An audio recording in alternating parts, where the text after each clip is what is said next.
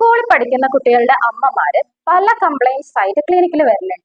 അപ്പൊ ഈ വളരുന്ന കുട്ടികൾക്ക് വരുന്ന പല രോഗങ്ങളും അല്ലെങ്കിൽ അവർക്ക് വരുന്ന കാലുവേദന, ഓർമ്മക്കുറവ്, ക്ഷീണം, തളർച്ച, ഇതെല്ലാം നല്ല ഭക്ഷണങ്ങൾ അല്ലെങ്കിൽ അവർക്ക് വേണ്ട രീതിയിലുള്ള ഭക്ഷണങ്ങൾ അവർക്ക് കിട്ടാത്തത് കൊണ്ട് തന്നെയാണ്.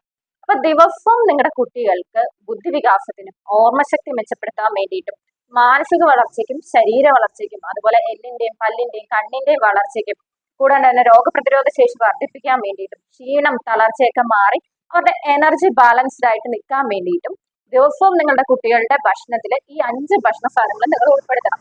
1 നെയ്യാണ്, 2 ഏത്തപ്പഴം, 3 മുട്ട, 4 ഒരു ഗ്ലാസ് പാല്, 5 റാഗി.